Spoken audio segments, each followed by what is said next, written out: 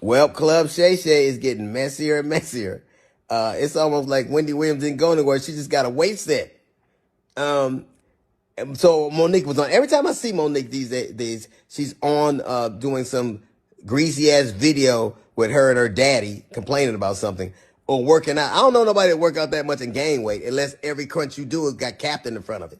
But apparently she goes on Club Shay Shay and tells the story about how she came on my radio show and I wasn't there at the time. And my co-host Jasmine Sanders played a game that we played all the time with everybody called Would You Rather. She apparently was so offended by that she says she got off. She called me. Monique did, and she said I was very dismissive, like, Monique's a liar. When Monique did call me, I heard her complaints. I listened to her, and I pulled the segment. So if I had been as dismissive as she alleges I was, that segment would have aired. It didn't because I respected her wishes. She's a liar. You be alright, nigga. You tough, right? She has the temerity to be offended about anything as much shit as you say about people. Then she encouraged everybody, allegedly it stems from the fact that I used to always talk shit about her on video after video, and she encouraged her sweet babies to look at the video and find them. Do that. Do exactly what she says. And you know what you're not going to find? You're not going to find any evidence of that because Monique is a fucking liar. She's lying about that. But what you will find is Monique talking shit about some alleged contract dispute we had. Look at the ticket. It says D.L. Hughley, then Monique. She knows the story. But what she did in response to that, she talked about my dog, my wife. This broad even brought out my daughter's personal trauma. My daughter was molested, and Monique brought that shit out and told the world that I allowed my daughter to be raped in front of me. The lying motherfucker. What the hell did you just say? She knows she was lying. And it only stopped the shit out of me how somebody who from my family checked her. It's interesting. You know what else you won't see Monique doing? You won't ever see her with her family, videos with her children or grandchildren, because nobody fucks with me. How do you have sweet babies when your own babies don't fuck with you? How do you love us for real when there's no evidence of anybody loving you for real, except your daddy, who you apparently have to pay? Accusations! These are not accusations. This is false accusations. And FYI, daughters are paid for by daddies, not daddies who get paid by their daughters. You know what else you won't see Monique doing? Telling jokes. Monique, if she'd have spent as much time actually writing jokes and writing her Netflix special as she did complaining about not having one, it wouldn't have been trash. It got the worst reviews of any Netflix special in history. He cold. There's a reason why everywhere she go, shit starts. Everywhere she goes. How is it that nobody fucks with you, not even your family? How do you, I was on the road getting it. I get it every goddamn week. Look at my schedule versus yours. See how much I'm going. And I still manage to have a relationship that I cherish with my children. Can you say the same? You can't. Because all you do is talk about your grievances and who did you wrong. There's a reason you're by yourself. There's a reason you got to pay a man to love you. It's sad. There's an old adage that says you can't buy love. It's a shame, Monique, that you probably always will have to.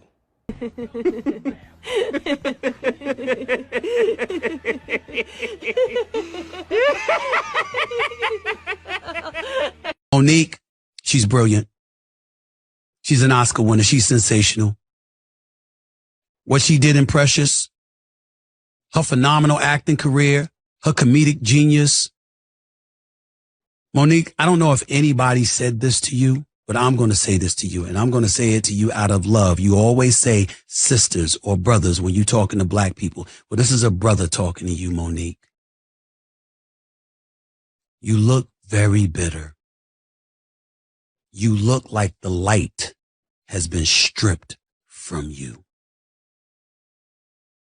I don't know what happened. I'm not going to call you a liar or anything like that. I don't know. I never asked Steve Harvey or Kevin Hart or anybody or Tyler Perry or Oprah Winfrey and all of this other stuff. I never asked. I don't know. But I know that you're telling stories about Oprah. I'm not saying false stories. I don't know. But you're telling one thing about Oprah. You're telling another thing about Tyler Perry. Tyler Perry leaves you a voice message reportedly, and you're airing the message. Well, how can somebody feel comfortable enough ever talking to you if they think that their messages are going to be disseminated to the masses when it was supposed to be a private conversation? You talked about Kevin Hart and how he said, I love you, sister. We'll talk in 2 weeks. And then after that, you never heard from him again. Okay. Did you play any role in that? I'm just asking. Did you? I don't know. But when you bring these kind of things up and you talk about Oprah, I'm quite sure Oprah ain't perfect. I'm quite sure there are an abundance of people, black, white, and beyond, that have had issues with things that Oprah has done that have negatively affected them. But we all know how much positive Oprah generated for so many of us, because she showed us the way in so many ways about how to excel in this industry and in life. Does it have to be that bad? Even after all this time. Shut your bitch ass up. Is it challenging to grow up? It's challenging. It is, especially when we've been taught shit all of our lives and we've seen it. It can be challenging. That is why, D.L. Hughley, I have no hate in my heart for you, brother. When I see you walking through the airport with a support dog, I'm not making fun of you. I'm just saying, brother, if you have to have this. Why you going after the people like you do? Why? It ain't necessary. Be funny without all of that.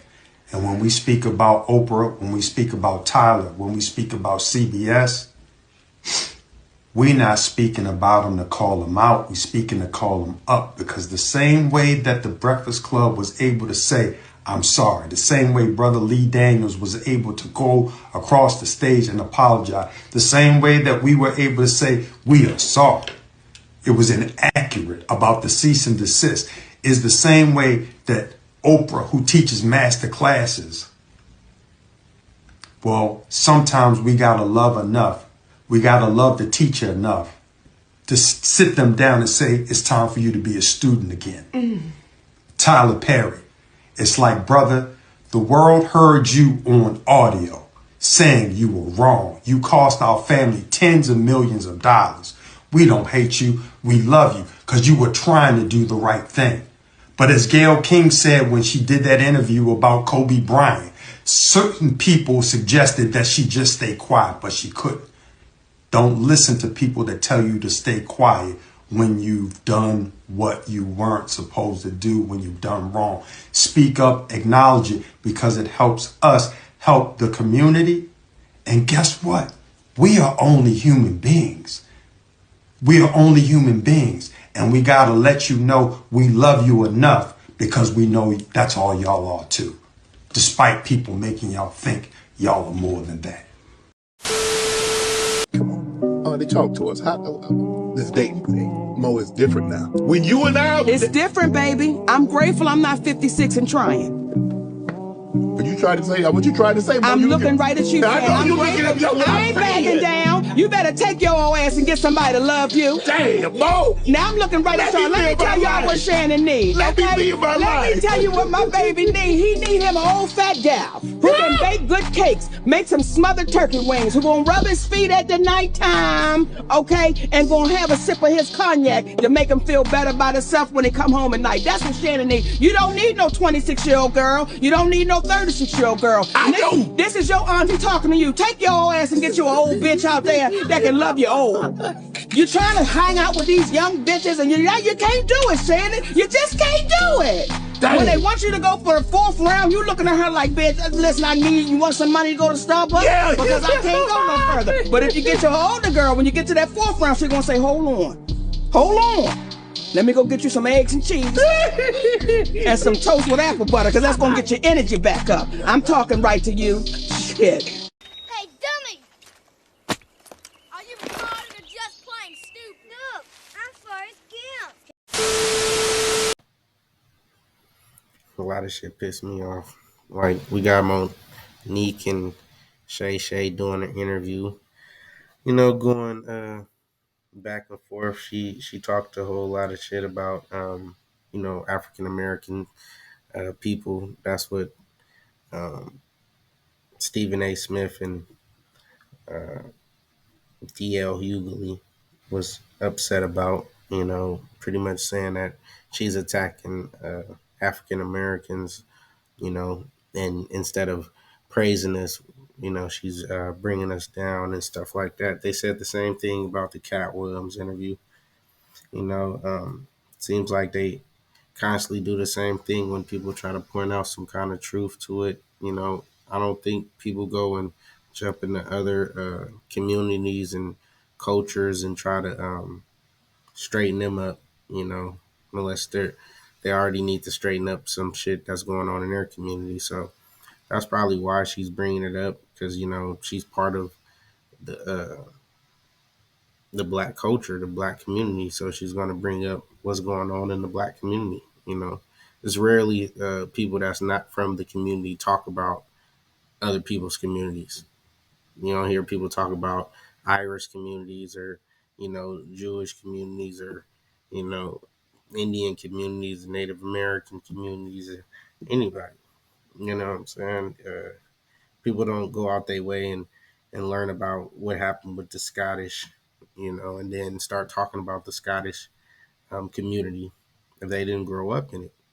Just as simple as that, or if they're not indulged in some way, maybe, doing community work or like in it. They have to be in it, and it has to be, for a couple of years for them to have a real outlook and opinion about what's going on in their community. So when they bring up why Monique is talking down on, Tyler Perry and, the other black mega stars that she's choosing to talk down on, is because that's what she sees. That's her community. That's what's in her, in her area. That's who she's getting hired by, shit like that. So, it's not it's not a thing that she's just throwing shots at black people. I feel like she's just talking about events that happen, and trying to clear the air, somewhat like Cat Williams. I'm not thinking she's looking for clicks and likes and stuff like that, but it is what it is. People gonna spin the narrative and the truth however they want to, and say that no, she's bitter and washed up, and she can't sell out shows and this and that. Same thing they said about Cat Williams. It is what it is. Cat Williams did the same thing. Talked about mega stars. In an untasteful way. People might not like it. But the truth need to be told regardless. So it is what it is, man. Silence is acceptance, and we ain't having it. Like, comment, subscribe.